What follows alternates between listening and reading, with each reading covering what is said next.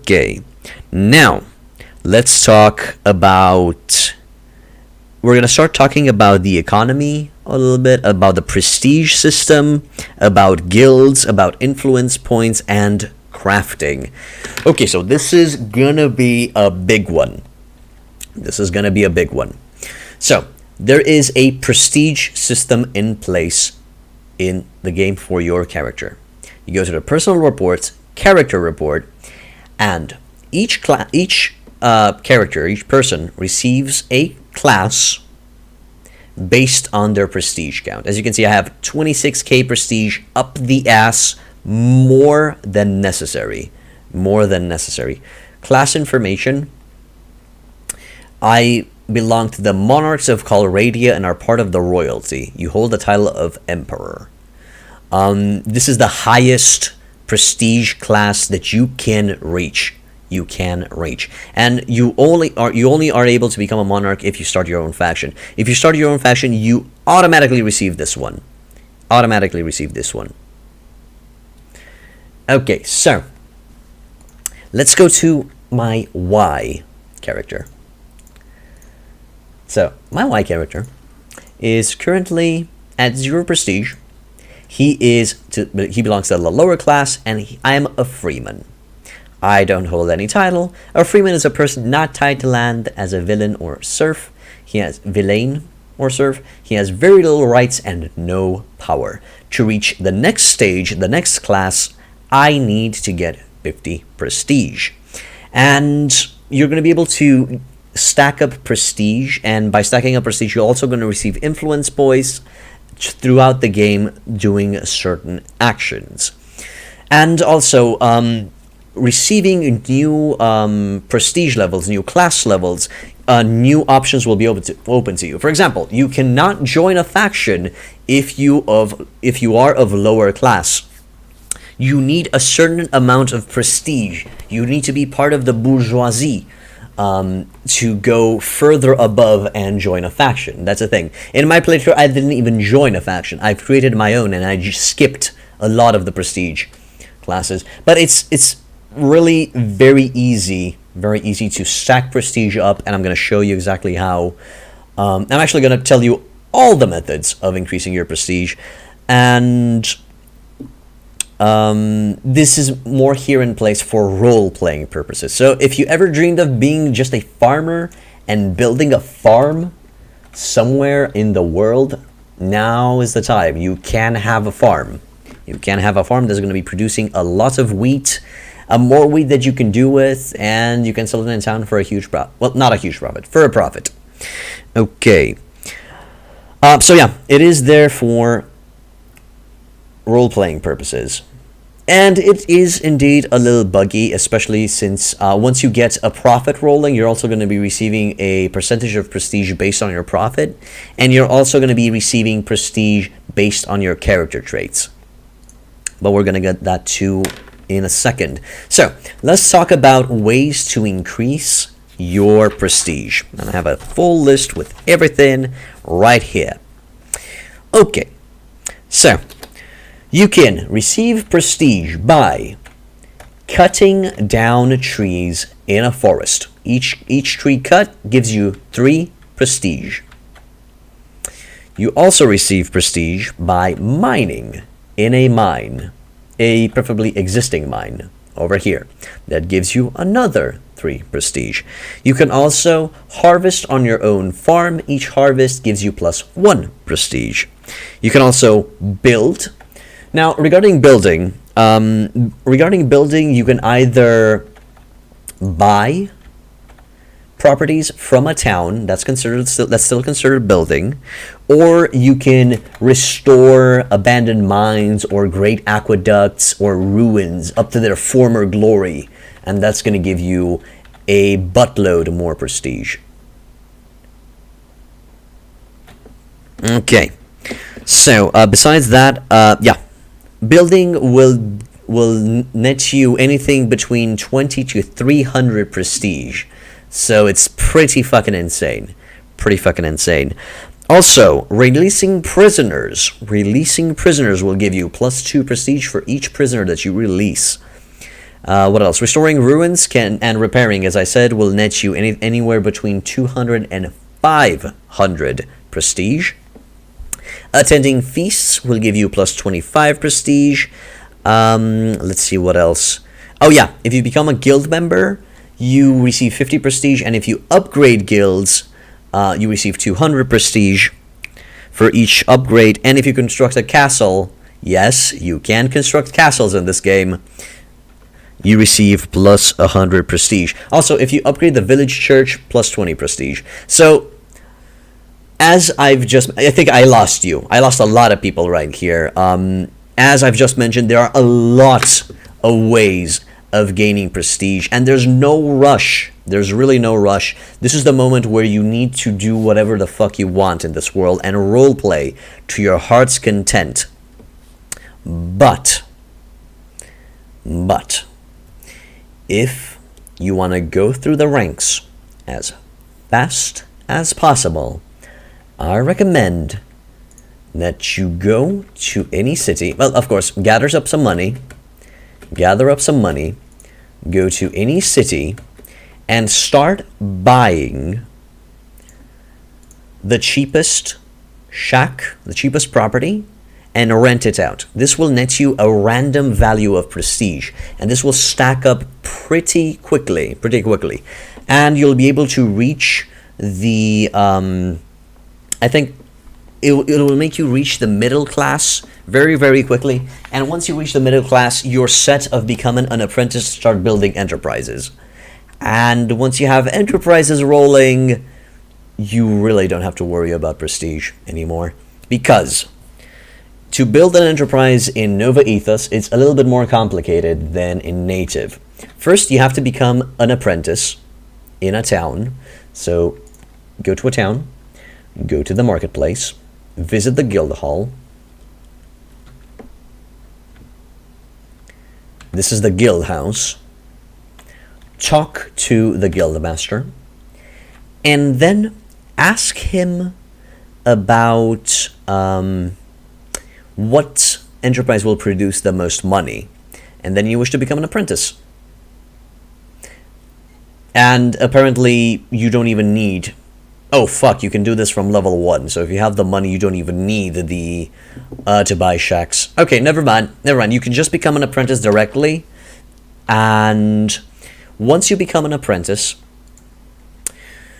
each day you come over here to the guild hall. No, you go over to so once I become an apprentice, I'm gonna show you on my other character because it makes more sense there, because I already have a lot of enterprises all over the place. Let's go to the marketplace guild hall. I'm curious to see if this one's leveled up. Yep, this is the maximum level guild hall. Yeah, remember when I said that you can upgrade guild halls? There you go. So, once you become an apprentice, you're going to be able to visit the oil press or the wine or the blacksmith or whatever you're apprenticing in, and you need to work each day over here with the master presser or whoever is over here, and each day of work will give you a 3% chance of creating a masterpiece, and this will stack. So on the first day of your work, you'll have a 3% chance to create a masterpiece. You go talk with the guild master and say, I want to create a masterpiece, and you will have a 3% chance of creating this. And once you create that masterpiece, you will receive your license, and you'll be able to build your own enterprise in that town. And this is stackable. On the second day, you'll have 6% if you work. On third day, you'll have 9%, and you will be able to stack this up. Only once I was able to create a masterpiece at 3%. And I recommend that once you reach 20% chance, 21% actually, 21% to create a masterpiece, try twice. Just be aware that each time you attempt to create a masterpiece, you will need to pay a fee to create a masterpiece. So just be prepared to have money. But this is the easiest way to gain prestige up the ass, simply starting to build enterprises all over the world. And I do have to say that cutting lumber, harvesting on your farm, crafting, which we're going to be getting into in a bit, crafting, and later on colonies are simply filler, are simply for role-playing purposes. And if your objective is to conquer the world, you do not need to get yourself involved with farming, with colonies, with harvesting or cutting or mining or stuff like that. You can just start building enterprises all over the world and stack up that prestige point, because once you create the enterprise, you will once you create the enterprise, you will be automatically become a member of the guild hall in that town, and then that town's guild hall will passively upgrade in time. Even if you don't donate anything, the guild hall will passively upgrade in time, and each upgrade provides you with a whopping 200 prestige points.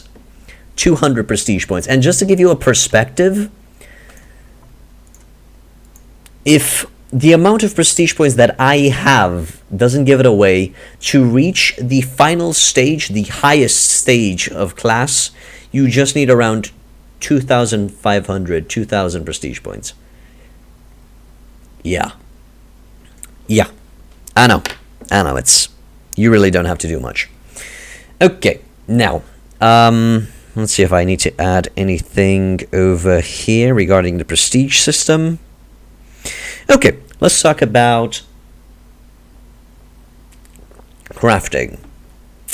So, to craft things, you can become, there are 4 professions who craft stuff, real stuff. 4 professions who craft real stuff, and I'm going to be able to showcase them on the level 1 character a lot more quickly. Go to the marketplace, go to the guild hall. Yes, I think so, Chris. I think Archduke. But by the time you're Archduke, you're most likely going to have your own faction anyway, so really, there's no reason to, unless you want to roleplay, of course.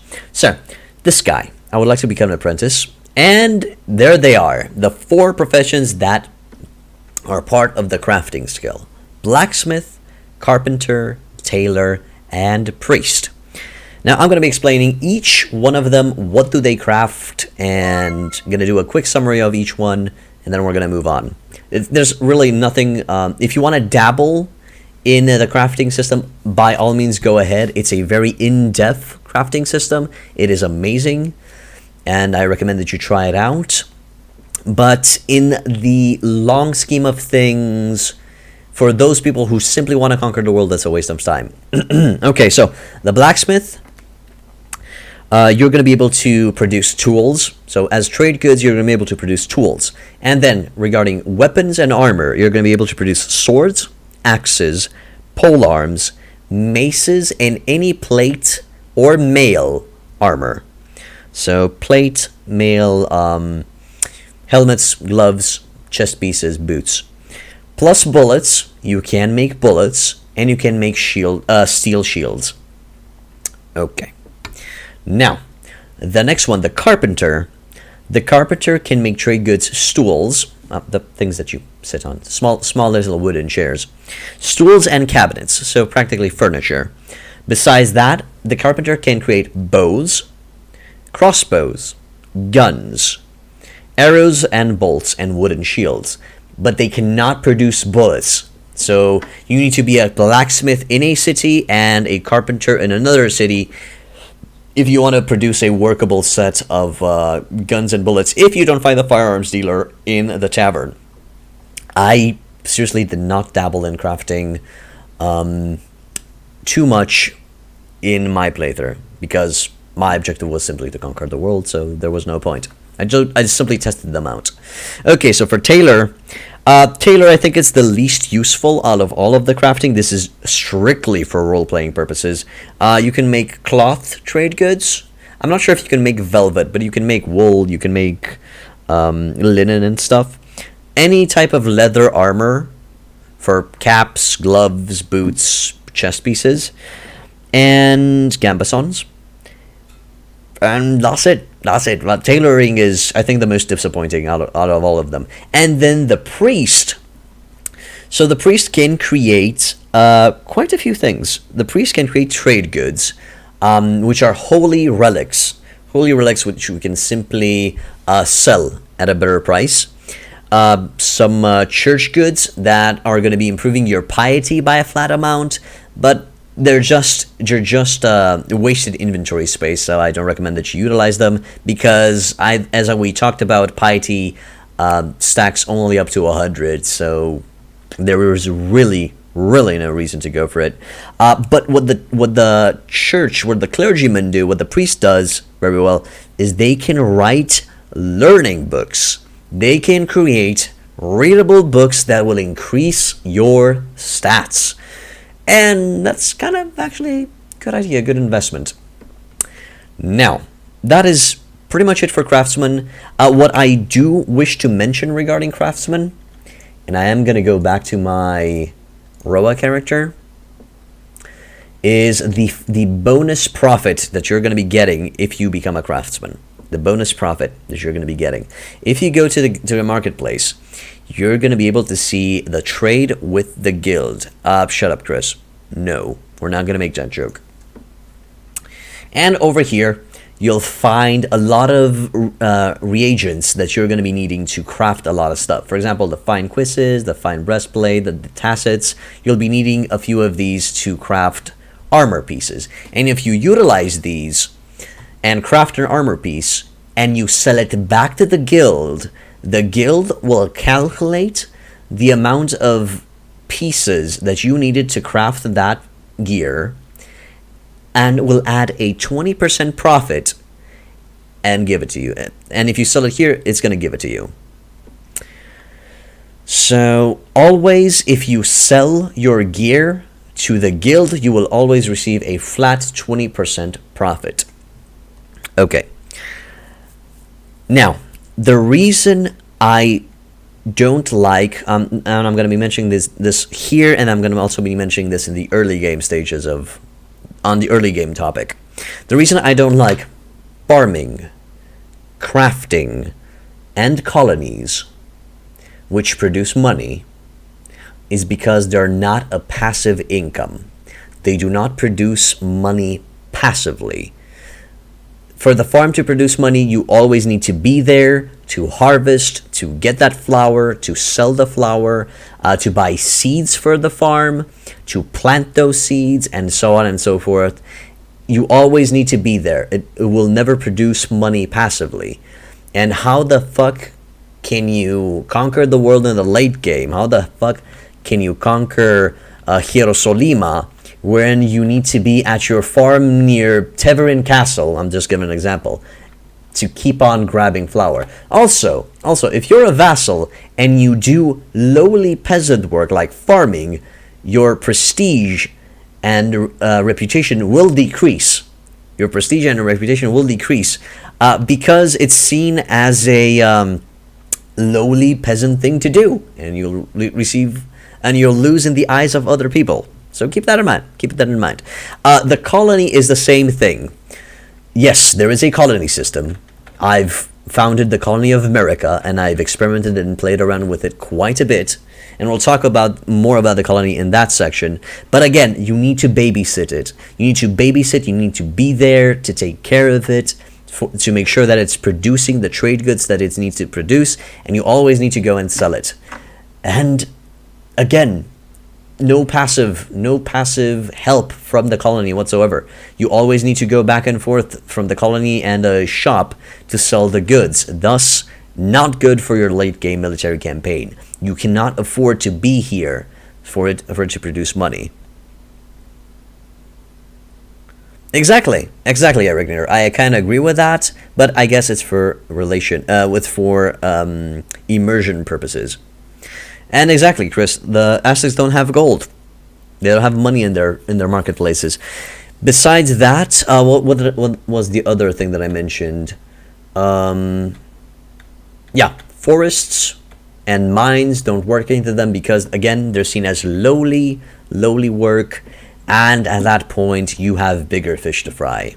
And that's why I don't like, I really don't dabble too much in my playthroughs into, oh yeah, we're still doing the guide, into farming, mining, and colonies, because they do not produce passive income. Now, let's talk about the things that produce passive income and the best ways to make money in Nova Aetas. And thus, we transition into the subject of enterprises and properties.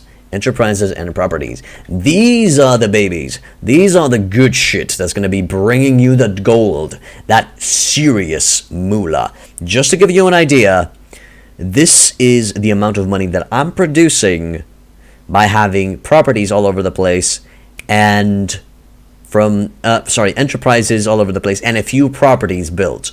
The rents from residences from the properties that I have is 19k, and I'm making 58k. So definitely money is not an issue.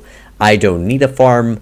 I am a strong, independent woman, which is actually true because I have a female character that needs no farm, needs no colony, needs no harvesting and mining inside, simply because of the sheer amount of money that I'm producing from enterprises and properties alone. Okay. So, what you need to do first with enterprises is always build the enterprise that's producing the most money. And since we're near Zendar, to find out what's producing the most money, you'll need a little bit of coin. You'll need a little bit of coin to get that information out from the guild master. To do that, you go to the marketplace. You go to the guild hall. Alright, Dice. Good night, mate. Good night. Let's find the guild master in this huge, holy fuck, fully upgraded guild hall. By the way, the guild hall has 4 stages.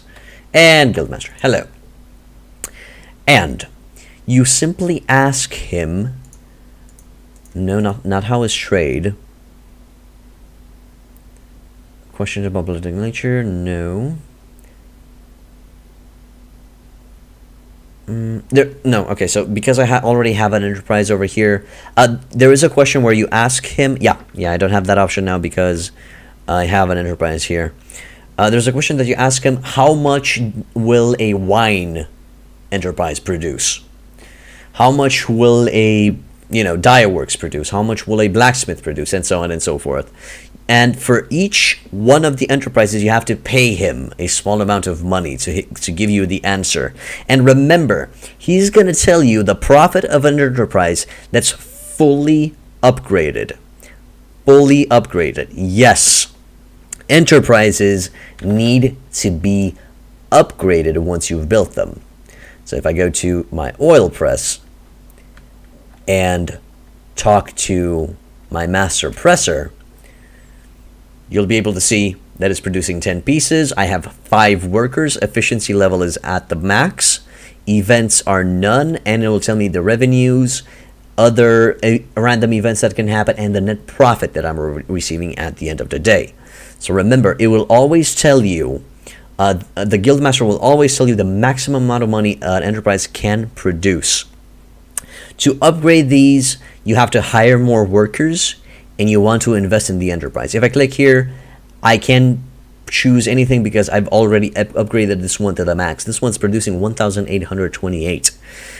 So, once you've decided on, according to the guildmaster, once you've decided what type of enterprise you want to build in that city, you must become an apprentice. So let's say I want to build an oil press in Zendar. I need to become an apprentice in oil making. Then you go through all of that process of working each day at the oil press in town, and then striving to create a masterpiece. Each work day will give you a 3% chance to create a masterpiece. To go and test out if you can create the masterpiece, you go and talk with the guildmaster and you say, I want to try and create a masterpiece. I want to try to go for my license. And you have to pay for that each time, but it's not that big of an amount of money, so you'll do just fine. Sometimes you're gonna succeed on 3%, sometimes you're gonna succeed on 15%, sometimes you're gonna succeed on 40% chance to create a masterpiece. But keep on trying.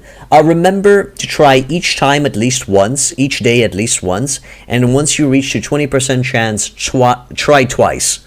And once you have enterprises fully upgraded, the money will start rolling. It will start snowballing out of control, and you're going to be having enterprises all over the world in no time.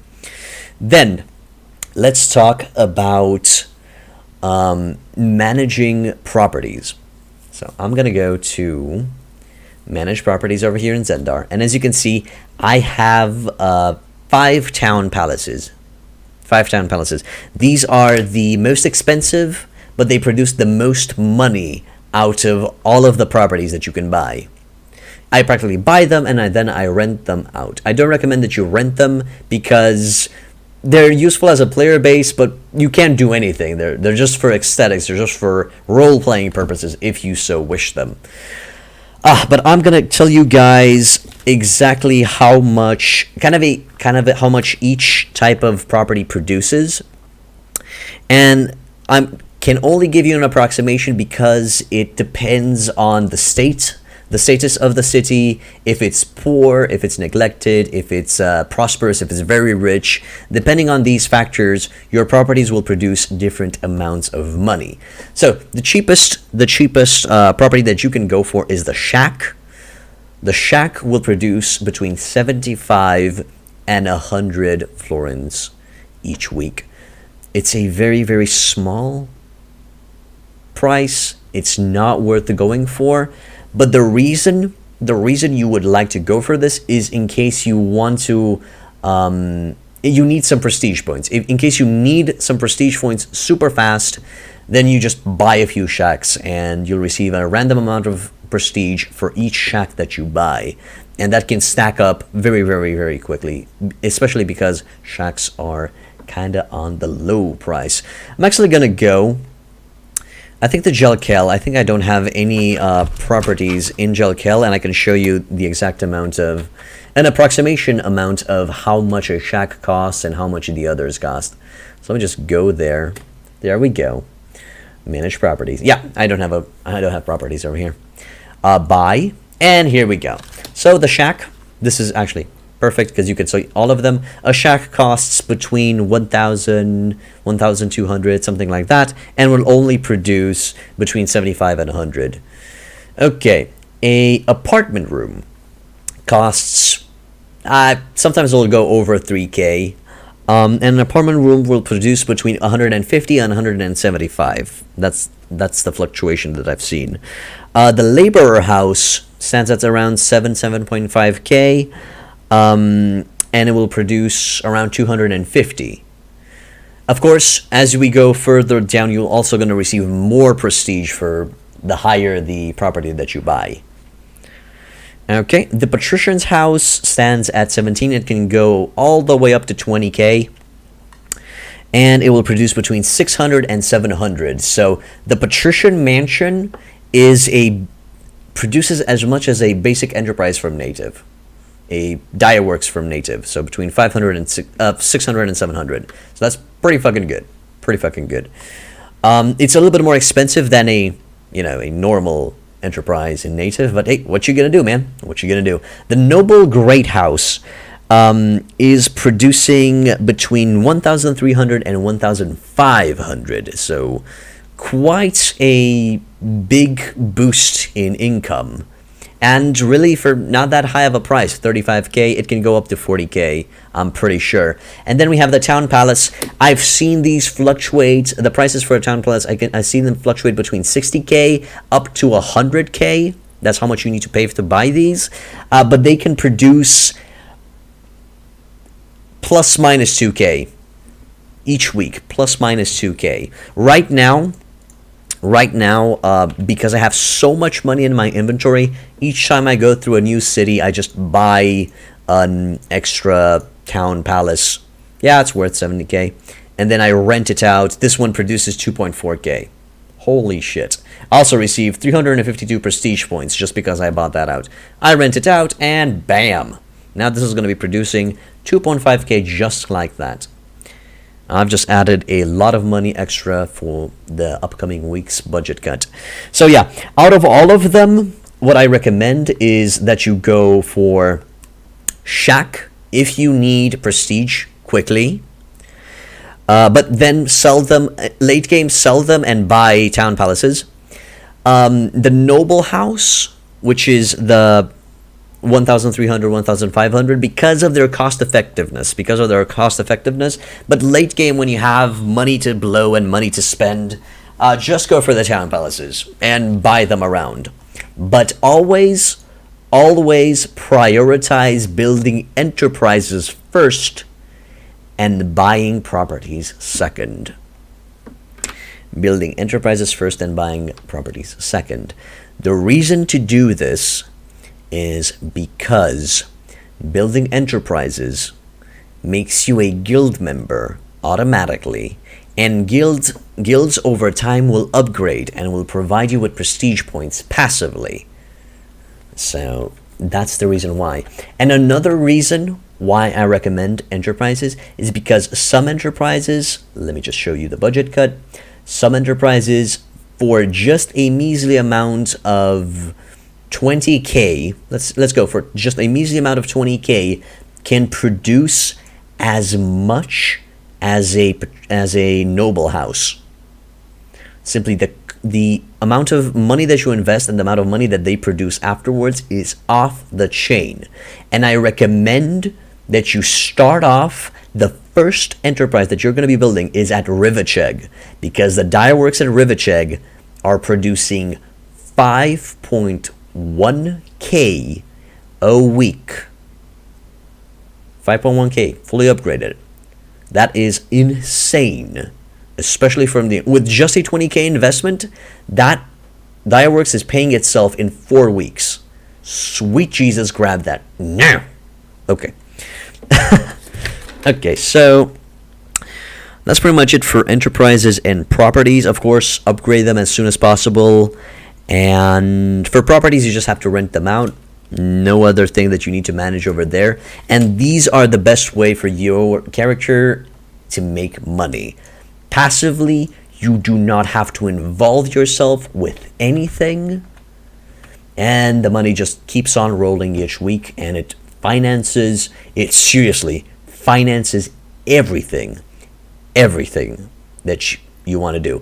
If you want, you don't even need to go for the piety system, because if you have enterprises all over the world, you can just invest into a priest and just buy the piety outright, 100 piety outright, no fucks given.